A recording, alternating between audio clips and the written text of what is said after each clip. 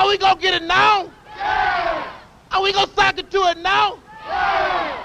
Are we gonna die for our freedom? Yeah. Are we gonna cry for our freedom? Yeah. And then we gonna get our freedom? Yeah. Are you ready to sing? Yeah. Sock it to a freedom fighter, ooh, ah. Sock it to a freedom fighter, ooh, ah. Sock it to a freedom fighter, ooh, ah. Hey, sock it to a freedom fighter. In 1967, Father James Groppi, a white Catholic priest in the inner city, who described himself as a child of the Italian ghetto, pushed for fair housing in Milwaukee. We're going to exercise our constitutional right to picket and to protest. And stood up against racist citizens and a mayor who ignored the needs of the city's impoverished black residents. Groppi's stance influenced those in Washington, D.C., and helped change a nation. In the 1960s, nearly all of Milwaukee's Negroes lived in the northern part of Milwaukee in a 1-mile square created by West Brown Street, North 3rd Street, West Genoa Avenue, and North 12th Street. That was the space that made up the inner core. What is the net result of this? Tensions grow. Youngsters go to school all the way through school now, and they don't know what white people are like. White students don't know what black students are like. Suspicions develop. There is an increasing amount of harassment, hatred that develops out of this kind of situation. Groppi was assigned to St. Boniface Parish, where he preached to a primarily black congregation. This is where he became engulfed in the suffering that the African Americans of his church had to endure. Church leaders in Milwaukee denied Groppi's desire to participate in the 1963 March on Washington, where Dr. Martin Luther King Jr. delivered his famous I Have a Dream speech. Church officials claimed that marching for civil rights in Washington would be rash and imprudent. In the 1960s, the Catholic Church was changing along with the American society.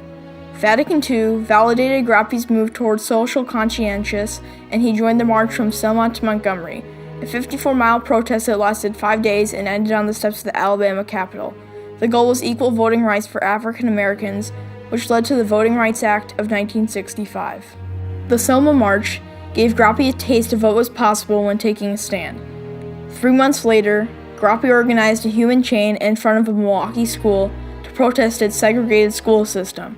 This led to his arrest. Groppi was the first Catholic priest in Milwaukee history to be jailed for a civil rights protest. The youth council tried to get black ministers to get involved with them when they went to, they got turned down. But Father Groppi's the only one that accepted the challenge.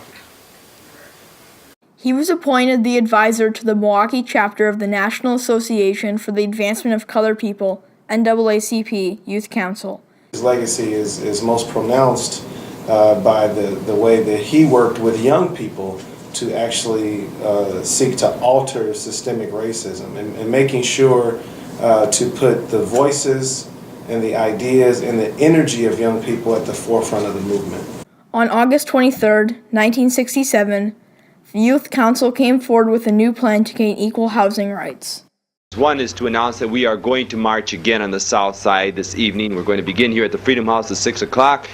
And we're going to take the same route that we took last night. We're going across the Mason-Dixon line. That's the 16th Street Viaduct, down to Lincoln Avenue, and again to Kosciuszko Park. Locals said that the viaduct was the longest bridge in the world because it connected Africa, the black neighborhoods in Milwaukee, to Poland, the white neighborhoods in Milwaukee. Groppi said that the group would march every night until the mayor implemented a fair housing law. It's up to the government of this city and of this state to see to it that we can exercise our constitutional right of freedom of speech. And we're going to exercise that, regardless of what the danger. We'll die for that right. The marchers were often met by thousands of angry Southsiders who yelled racial slurs and threw objects such as rocks, garbage, and fireworks at them. Father Groppi received thousands of letters from angry counter-protesters and angry people from throughout the United States. Tension between the marchers and the Milwaukee government resulted in the police burning down the Freedom House, the marchers' headquarters. They filled the house with tear gas. That's what started the fire. The policemen burned the place down. In response to the violence, the mayor of Milwaukee, Henry Meyer, implemented a ban on marches for 30 days. The very next day, on August 31st, the youth council held a rally. A huge crowd turned up, and they decided to march despite the mayor's proclamation. The marchers reached the corner of 9th Street and North Avenue, and the police moved in to arrest them. The police arrested 150 adults and an unknown number of juveniles. On September 1st, the next day, the marchers anxiously waited for 4.5 hours to get an injunction from the state capitol on the mayor's proclamation. Then they got the call. Their attorney, Bill Coffey, called and told the marchers that he was unsuccessful. No injunction had been made. After holding a brief debate, the youth council voted to march anyway. When the marchers got to 12th Street, the police again made arrests. This time, Father Groppi was one of those arrests. He would end up getting arrested 20 times throughout the fair housing marches. As the protests continued, the marchers gained national attention.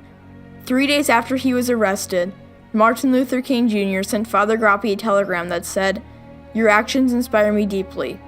What you and your courageous associates are doing in Milwaukee will certainly serve as a kind of massive nonviolence that we need in this turbulent period. You are demonstrating that it is possible to be militant and powerful without destroying life or property. Please know that you have my support and prayers." On April 4th, 1968, a few days after the marches ended, Dr. King was assassinated. While riots occurred in many cities across the country, Groppi kept people calm and led a peaceful march of over 15,000 people in honor of Dr. King. No riots took place in Milwaukee. Ernesto Chasson, the leader of the Latin American Union for Civil Rights, describes Father Groppi as the leader that woke up the whole city of Milwaukee to the injustices that the people suffered. Not only did he wake up the city of Milwaukee, he woke up our nation. On February 6, 1968, Senator Walter Mondale of Minnesota gave an impassioned speech on the need for fair housing in every community in every state across America. He mentions Father Groppi as a part of the open housing campaign there. They're fighting in the Senate to get that, what will be the Fair Housing Act of 1968 passed. And they're saying, look at what's going on in Milwaukee, right? Here's why we need to pass this. Black people can't even, peacefully protest to live where they want. And all these people are coming out and attacking them. In his address on the Senate floor, Mondale said, "In Milwaukee, Wisconsin, where a white Catholic priest, Father James Groppi, has led more than 100 marches demanding the enactment of a strong open housing law." 6 weeks later, on April 11, 1968, 1 week after Martin Luther King Jr. was assassinated, President Lyndon Johnson finally passed the Fair Housing Act, which protected all people, regardless of their race or religion, from discrimination in the sale or rental of a dwelling. Today, Milwaukee is one of the most segregated cities in America. However, on the eve of its 50th anniversary, the Fair Housing Act is making a difference. In 2010, a developer in New Berlin, Wisconsin, a western suburb of Milwaukee and 95% white, proposed a workforce housing unit for those making less than $35,000 a year. Many in the community fear that the proposed project would attract undesirables from Milwaukee. The city's planning commission voted the project down, but after the U.S. Justice Department filed suit against New Berlin because officials violated the Fair Housing Act, the city agreed to allow the proposed housing unit. That is Groppi's legacy. The fight for civil rights is not yet over.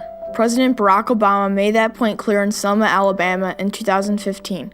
Standing on the Edmund Pettus Bridge, the president honored hundreds of civil rights activists who crossed that bridge, including Martin Luther King Jr. and Father James Groppi.